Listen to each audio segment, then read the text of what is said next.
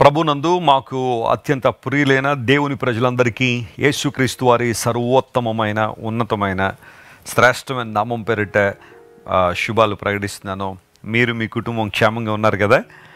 దేవుడు గత రాత్రంతా చక్కని విశ్రాంతిని మనందరికి అనుగ్రహించి నేను నెమ్మదితో పండుకొని నిద్రపోదును అని దావీదు భక్తుడు అన్నట్టుగా చక్కని విశ్రాంతిని ప్రభు మనకు అనుగ్రహించారు. ఈ ఉదయకాల సమయంలో దేవుడు మనకిచ్చిన మెళకువను బట్టి ప్రభువును స్తుతిస్తూ ఉన్నాము.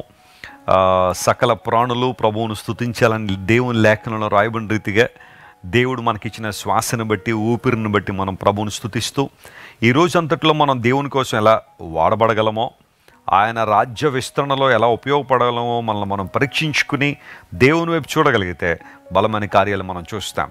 దేవుడు ఆశీర్వాదాలు మన మీద కృమ్మరించే దేవుడు. ఆయన సకల సమృద్ధి కలిగిన దేవుడు. అయితే మనం చేయాల్సిన పని ఏంటంటే ఆయన చేసిన మేళను మర్చిపోకుండా ఆయనకు కృతజ్ఞతాస్తుతులు చెల్లించాల్సిన వారమై ఉన్నాం.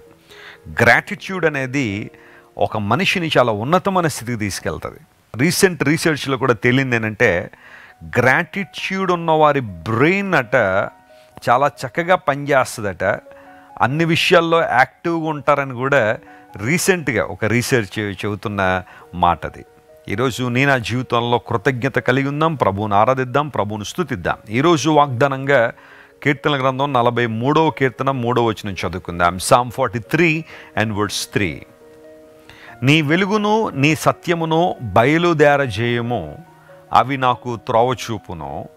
అవి నీ పరిశుద్ధ పర్వతమునకును నీ నివాస స్థలములకును నన్ను తోడుకొని వచ్చును. Send out your light and truth. ఎంత చక్కని మాట ఇది. ప్రభువా, నీ వెలుగును నీ సత్యమును బయలుదేరజేయము, అవి నాకు త్రోవ చూపుతున్నాయి. యేసుక్రీస్తు ప్రభువారి గురించిన ఒక ప్రవచనం ఇందులో మనకు కనబడుతుంది. కీర్తన గ్రంథం క్రీస్తు పూర్వం 1000 సంవత్సరాల్లో రాయబడింది కదా. సో 1000 సంవత్సరాలకు మునిపే కీర్తనాకారుడైన భక్తుడు ఒక ప్రవచనాన్ని ఇక్కడ రాస్తూ వెలుగును సత్యమును బయలుదేరజేయము, నాకు త్రోవ చూపించేవి అవే అన్నాడు. యేసు ప్రభువారి లోకానికి వచ్చి ఆయన చెప్పిన మాటలు ఏంటో తెలుసా? యోహాను 8:12 మనం చదివితే నేను లోకానికి వెలుగునై ఉన్నాను అన్నారు ఆయన. ఆ తర్వాత యోహాను 14:6 మనం చదివితే నేనే మార్గము సత్యము జీవము అని ప్రభువు చెప్పారు. సత్యము నేనే అని. ఇప్పుడు ఈ మాట ఏదైతే ఉందో 43:3లో మనం చదివిన మాట, వెలుగును సత్యమును పంపించు ప్రభువా, అవి నాకు త్రోవ చూపుతాయి. యేసు ప్రభువారు ఎందుకు ఈ లోకానికి వచ్చారు? వెలుగుగా. ఎందుకు ఈ లోకానికి వచ్చారు? సత్యముగా. అంటే నిత్య రాజ్యానికి త్రోవ చూపించడానికి, పరలోక రాజ్యానికి మనందరినీ చేర్చడానికి, నిత్య జీవార్థమైన వెలుగులో మనందరం నడవడానికి యేసు ప్రభువారు దారి చూపించడానికి వచ్చారు ఆయన. అందరూ బట్టి నేనే మార్గము అని యేసు ప్రభు చెప్పారు. ఈరోజు యేసు ప్రభుని గురించిన అవగాహన నీకేమై ఉంది? ఆయన వెలుగైన దేవుడు. ఆయన చీకటి సంబంధి కాదు. ఆయన చీకటిని ప్రేమించేవాడు కాదు. ఆయన సత్యమైన దేవుడు, సత్యాన్ని ప్రేమించిన దేవుడు. అబద్ధాన్ని ప్రోత్సహించలేదు, అబద్ధాన్ని ప్రేమించలేదు. ఆయన సత్యవంతుడైన దేవుడు మనందరినీ కూడా సత్యములో స్థిరపరచాలనే ఆయన ఆశించారు. అందును బట్టి నీవు నేను సత్యాన్ని అనుసరించు వారంగా, సత్యములో కొనసాగు వారంగా ఉండాలనే దేవుని యొక్క ఆలోచన. అబద్ధానికి జనకుడు అపవాది. అయితే సత్యాన్ని మనకు బోధించిన వాడు సత్యమై ఉన్న మన ప్రభువుని యేసుక్రీస్తు వారు. వెలుగును సత్యమును బయలుదేరజేయము, అవి నాకు త్రోవ చూపుతాయి. అప్పుడు నేను నీ నివాస స్థలానికి నీ పరిశుద్ధ పర్వతానికి వస్తాను, అవి నన్ను తోడుకుని వస్తాయి. ఎంత చక్కని వాగ్దానం ఇది. నీ దేవుడు నీ పట్ల కలిగిన ఉద్దేశం ఎంత గొప్పది అంటే నిన్ను తన పరిశుద్ధ పర్వతానికి తీసుకెళ్ళాలని దేవునికి ఆలోచన. ఒకవేళ ఇంతవరకు అపరిశుద్ధమైన స్థలాల్లో ఉన్నావేమో, అపహాసకులు కూర్చుని చోట నువ్వు కూర్చున్నావేమో, అపరిశుద్ధమైన ప్రాంతాల్లో తిరుగులాడుతున్నావేమో, యేసుక్రీస్తు ప్రభువును నువ్వు అంగీకరించడం వలన, ఆయన రక్తం ద్వారా నువ్వు కడగబడడం ద్వారా దేవుని దృష్టిలో నీతిమంతుడిగా నువ్వు తీర్చబడినప్పుడు నీవు పరిశుద్ధ పర్వతం దగ్గర నివసిస్తావు. దేవుని నివాస స్థలానికి దేవుని నడిపిస్తాడు. ఇంగ్లీష్లో టేబర్నేకల్ అనే పదం వాడబడింది.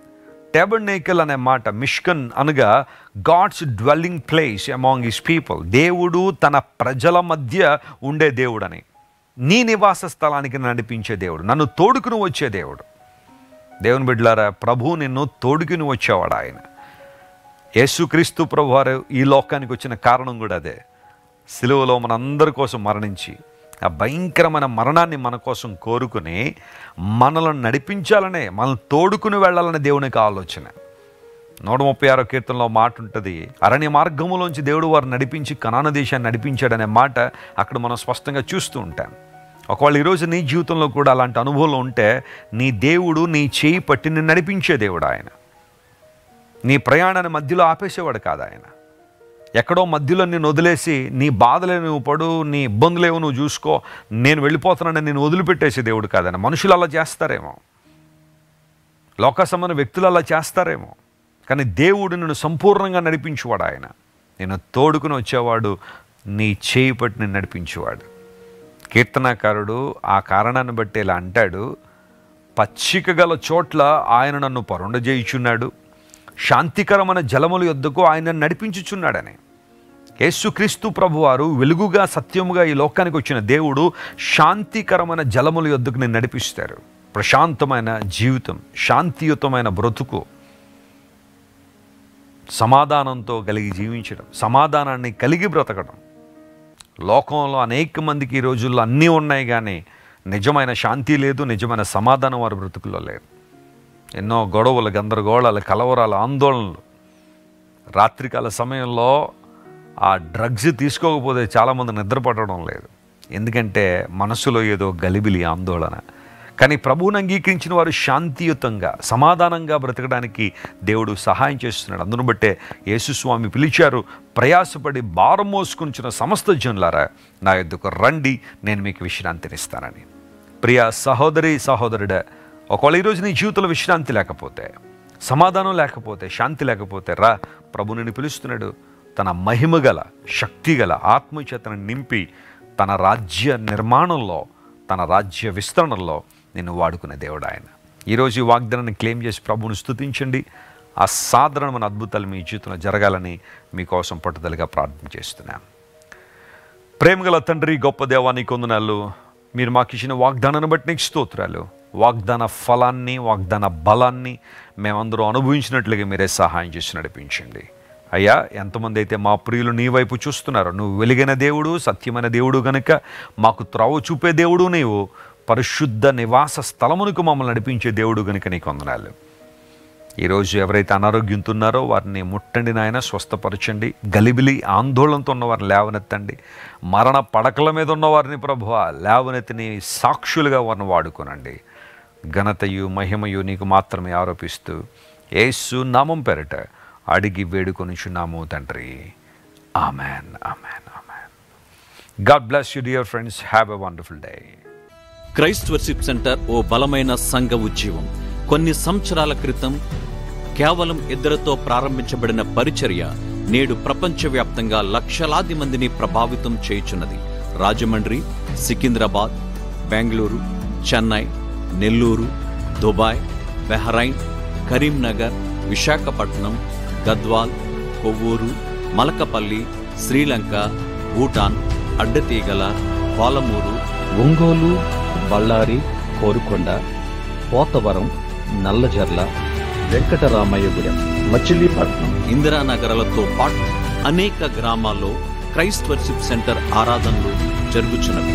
వాక్య సంబంధమైన ఉజ్జీవంలో, పరిశుద్ధాత్మ సంరక్షణలో కొనసాగాలనుకునే ప్రతి ఒక్కరికి మా ప్రేమపూర్వక ఆహ్వానాన్ని అందిస్తున్నాము.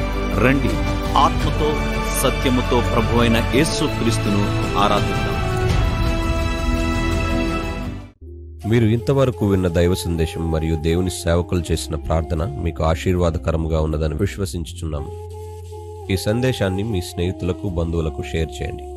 మీకు ఏదైనా ప్రార్థన అవసరత ఉన్నచో మా ఫోన్ నంబర్లకు కాల్ చేయండి. దేవుడు మిమ్మల్ని ప్రేరేపిస్తే విశ్వాసంతో సాగుచున్న ఈ పరిచర్యను ప్రోత్సహించండి. మరిన్ని వర్తమానాలు, పాటలు వినుటకు జాన్ వెస్లీ మినిస్ట్రీస్ అను మా యూట్యూబ్ ఛానల్ను సబ్స్క్రైబ్ చేసుకోనండి. ప్రభువైన యేసుక్రీస్తు కృప మీకు తోడైండును గాక.